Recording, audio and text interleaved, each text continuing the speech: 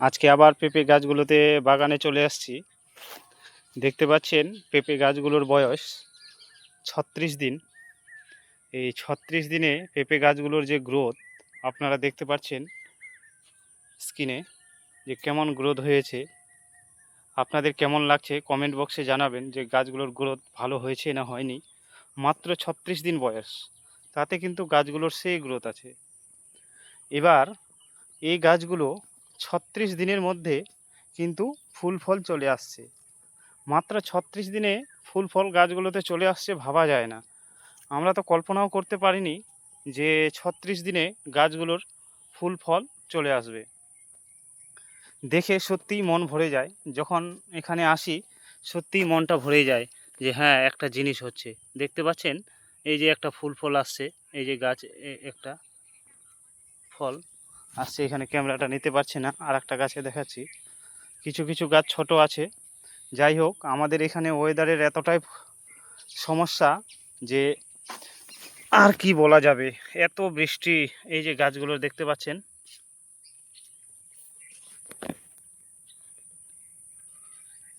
এই যে ফুল চলে আসছে, ফল প্রত্যেকটা গাছে প্রায় চলে আসছে, প্রত্যেকটা গিরার মধ্যে চলে আসছে ফল, এই যে দেখতে পাচ্ছেন। তো আশা করা যায় আর কয়েকদিনের মধ্যে সব গাছগুলোতেই ফুল ফল চলে আসবে। এরকম হয়েছে গাছগুলোর গ্রোথ মাত্র 36 দিন। যখন এখানে আসি মনে হচ্ছে যে একদম সুন্দর একটা জায়গায় চলে আসছি। পরিবেশটা খুব সুন্দর লাগছে, একদম ফাঁকা জায়গায়। আর আসছি, গাছগুলোর মালচিং করা হচ্ছে। 5-6 দিন হচ্ছে মালচিং করা। তো মালচিং করার পরেও গাছগুলোর গ্রোথ কিন্তু অনবরত বাড়তেই চলেছে। আপনারা সকলে আশীর্বাদ করেন যে গাছগুলোর আরও যেন হয়। কিন্তু আমরা একটা সমস্যায় পড়ে গেছি, যে পেঁপে গাছগুলো তো লাগিয়েছি, কিন্তু এর যে সেলিং ব্যাপারটা কখনো সন্দেহ মনে হয় যে এতগুলো গাছ লাগিয়েছি পেঁপের গাছ, আমরা সেল করব কোথায়? যদিও আপনাদের কোথাও জানা থাকে যে সেলটা কিভাবে করতে হয়, এবং বাড়িতে এসে যদি কোনো মানে পাইকার বা সিন্ডিকেট এখানে এক কথা এখান থেকে যদি দেওয়ার ব্যবস্থা থাকে, তাহলে বলবেন। অনেকগুলো চারা আছে, আমরা তাহলে সেরকম তাদের সঙ্গে যোগাযোগ করব। কমেন্ট বক্সে যোগাযোগ করবেন। আমাদের সেটা নিয়েই একটু আমরা চিন্তিত আছি, কারণ আমাদের কিন্তু প্রজেক্ট আরও আছে। এই যে জমিটা দেখতে পাচ্ছেন এখানে 35 শতকের মতো জমিটা আছে, কিন্তু পাশেই আর একটা আছে যেটা 60 শতকের মতো জায়গা আছে। সেটা তো লাগার পরিকল্পনা করছি, কিন্তু আমরা বিশ্বাস করতে পারছি না যে আমরা মা পেঁপে গাছগুলো তৈরি করার পরে সেই পেঁপেগুলো কোথায় সেল করব। সেটার জন্য একটু আটকে আছি আমরা। আগে দেখি এই পেঁপে গাছগুলোর পেঁপের ফলনটা কিভাবে সেল হচ্ছে মার্কেটে। এবার সেল হওয়ার পরে তারপরে আমরা সেই জায়গায় আমরা পেঁপের গাছ লাগাবো। সেই জায়গাটাও আপনাদের একদিন দেখাবো, যে 60 শতক জমি আছে, সেখানেও আমাদের পরিকল্পনা আছে যে পেঁপের গাছ লাগাবো। কিন্তু এই যে বললাম, মার্কেটিংয়ের অভাবে বা মার্কেটিং কিভাবে করতে হয়, মানে আমরা মার্কেটে কিভাবে সেল করব পেঁপে গাছগুলো, সেটা নিয়েই আমরা চিন্তিত আছি। যদি সেটার আমরা সম্ভব হয় যে মার্কেটে খুব চাহিদা এবং সেল হচ্ছে, তাহলে কিন্তু আমরা পেঁপে গাছ আবার ওইখানে লাগিয়ে দিব। এবং এরকম পরিকল্পনা আছে, ধীরে ধীরে এখানে আরও পরিকল্পনা আছে যে মোটামুটি 3 থেকে 4 একর জমি এখানে আমরা পেঁপে গাছের চাষ করব। কিন্তু আমরা মার্কেটিংয়ের জন্য একটু ওয়েট করছি। এই বাগানটাই আগে ঠিক করে লাগাই আমরা, এবং ঠিক করে আমরা এটার পরিচর্যা করি এবং মালটাকে তৈরি করে নিই পেঁপে গাছগুলো।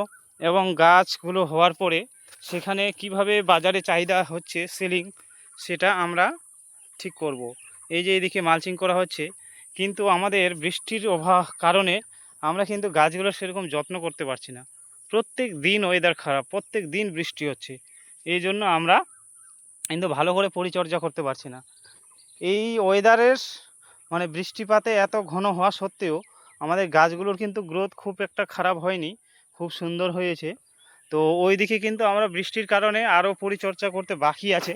এই জায়গাটা আমরা কিন্তু এখনও মালচিং করতে পারিনি, কারণ এই জায়গাগুলো মালচিং করতে পারিনি এবং এগুলোতে ভালো করে মালচিংটা করতে পারিনি মাটি দিয়ে, এবং দিতে হবে। আমাদের বৃষ্টি এত হচ্ছে যে কাজই করা যাচ্ছে না। এই যে এরকম জায়গায় আগাছা হয়ে গেছে একটু। যাই হোক এদিককার গাছগুলো কিন্তু গ্রোথ খুব একটা ভালো আছে, খারাপ নেই কিন্তু খুব একটা। খুবই সুন্দর গাছগুলোর গ্রোথ আছে দেখেন। একদম সুন্দর, গাছগুলো চেনা যাচ্ছে না যদিও ঘাসগুলোর জন্য বা আগাছার জন্য। দেখতে পাচ্ছেন গাছগুলো খুবই সুন্দর হয়েছে। এদিকেও, এদিকে এত বৃষ্টিপাত হচ্ছে যে কাজ করব সে কাজ করতে পারছি না, এবং লোক দিয়ে যে কাজ করব সেটাও করতে পারছি না। এত বৃষ্টিপাত হচ্ছে, ভাবা যায় না যে এবছরে এত বৃষ্টিপাত, ভাবা যায় না, তুলনা করা যায় না। এই যে গাছগুলো দেখেন গ্রোথ, সত্যি এদিকে পরিচর্যা খুব একটা না হলেও গাছগুলোর কিন্তু সেই গ্রোথ আছে। দেখতে পাচ্ছেন এই যে একটা গাছ এরকম এখানে আছে। তো এইভাবে আমাদের পরিকল্পনা আছে, আপনারা পাশে থাকবেন। যদি কারো মার্কেটিংয়ের বিষয়টা থাকে জানা, তো আপনারা অবশ্যই জানাবেন, আমরা তাহলে খুব উপকৃত হব এবং আরও আমরা সেটা লাগাতে পারবো। ঠিক আছে? আপনারা সকলেই এখানে যারা পেঁপে চাষ করতে চাইছেন যে কেমন হবে না হবে, আপনারা চ্যানেলটি সাবস্ক্রাইব করে রাখেন। আমি রেগুলার ভিডিও প্রদান করব এবং আপনারা পেঁপে গাছ সম্পর্কে বিভিন্ন, যে এদিকে এই যে কাজ করা হয়নি বৃষ্টির কারণে, মাটিটা ভেজা আছে দেখতে পাচ্ছেন, একদম ভেজা ভেজা মাটি আছে। মানে বৃষ্টির কারণে আমরা কিন্তু গাছগুলোর পরিচর্যাটা ঠিক করে করতে পারছি না। এক নাম্বার হচ্ছে বৃষ্টি, ওয়েদার। কিন্তু যাই হোক, এত ওয়েদার খারাপ সত্ত্বেও এই সাইডের গাছগুলো একটু বেশি যত্ন করা হয়েছে বলে ভালো আছে। আর ওইদিকে একটু যত্নটা হচ্ছে কিন্তু কম হচ্ছে, এরকম গাছগুলো হয়েছে। তো আপনারা সকলেই চ্যানেলটি সাবস্ক্রাইব করে দিবেন, পাশে থাকবেন এবং কমেন্টে জানাবেন আপনারা কোথা থেকে দেখছেন। ঠিক আছে? সকলকে নমস্কার, ধন্যবাদ।